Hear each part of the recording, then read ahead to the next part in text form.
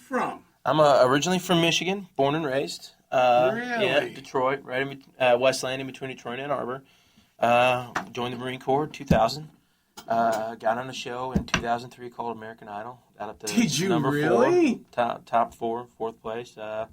Released my first record. Now, is that why your name sounds so familiar to me? Yeah. Okay. Yeah. Well, how come you don't? Because I watch American Idol. How come I'm not going? I know you. Well, it was season 2. It was a long time ago, and everybody knows me as the Marine. That's what everybody knew me as. I had my first hit single. I was still in the Corps actually for another 4 months before I got honorably discharged. Was "I Want to Live," and then had "Nothing to Lose" was my number 1, and they had "Brass Bed," which is number 4 as well. I think I sold like over 800 or 900,000 copies of the first record. Second record shipped. They only shipped 120,000, and they sold every bit of them, and then they closed their doors. And that's what happened. Yeah. And then now, I've got my own record label with my own private investor, my own promotion team promoting the new single, out here hitting the road, which I never had a chance to come and do radio stuff because I was still in the Marine Corps. Mm-hmm. So they used that, and so whenever I came to radio, I already had hits on the radio, and it was just like stop in and like more of like a thank you. Oh, and here's the next single, rather than taking the time to get to know everybody and to build the friendships and relationships there. And so is there a relationship between what you do and radio? I mean, does that still exist? Because it has to. Yeah, I mean, it really has. I mean, a perfect example is I haven't had a new single on the radio in 3 years, but "Nothing to Lose" is still played 30 or 40,000 times a year in radio countrywide. I mean, that's absurd for a 7-year-old, song. And I think just with American Idol, with the fact of me just being me, I've never changed. I think my mom would kill me if I ever did change. And I married my high school sweetheart, still together, have 4 kids. I mean, nothing is, that's all. And I think that, I think that's what's kept me, going. In country music, it's pop music. You get popular and you stay up here right when you get popular, and then you're done. Whereas in country music, popular, down, popular, down, popular, down, popular, and then you stay popular until you retire. And that's where the longevity comes in, and that's the pattern that I'm in now. It's just a holding pattern and waiting for my turn, waiting for them to put the song back out on the radio. Country music fans are the most loyal in the world. Do you believe that? Absolutely.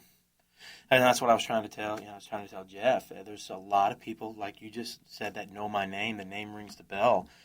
So you're not taking a chance with me if you put a single out on the radio and you like the song. Chances are that your listeners are going to like it too. And then to have my name attached to it, the light bulb will go back on and things. I mean, you know what I mean. So it's a lot more. It's not much of a. It's not as big as a risk taker as putting a new artist or a new record on there that you're not sure of. So.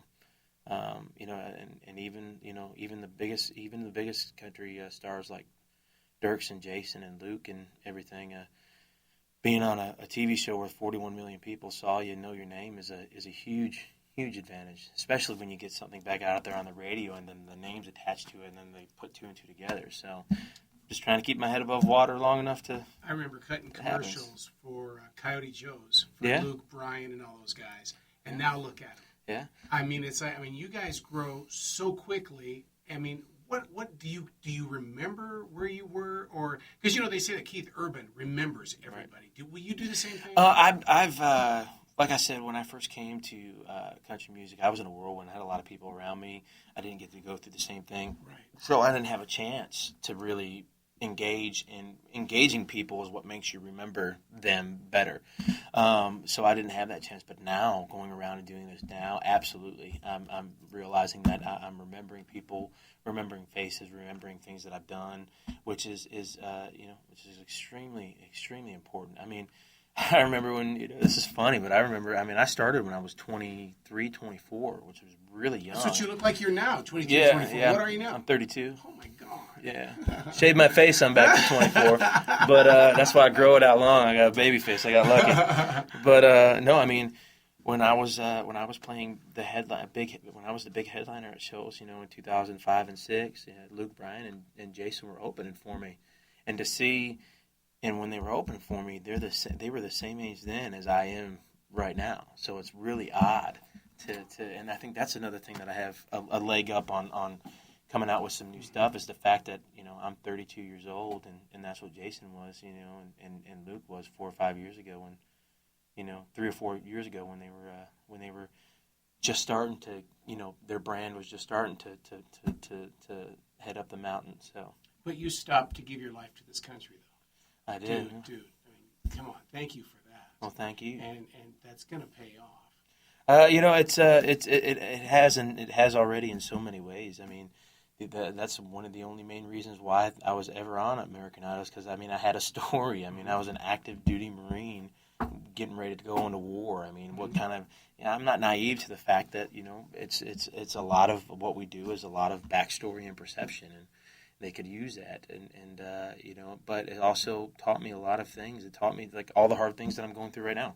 I'm going through a lot of hard things, right now with the music business and trying to get a new label up and running, being the foundation for the record label, because they're leaning on me for a lot of information of me paying attention over the last 8 years of how things work and how we should do things, what we shouldn't do.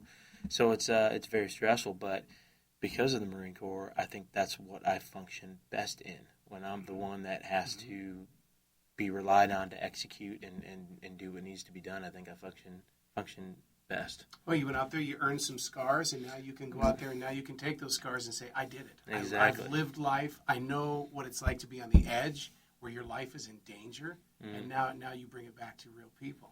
Absolutely. Thank you so much. Thanks for having me. I appreciate it. Thank you.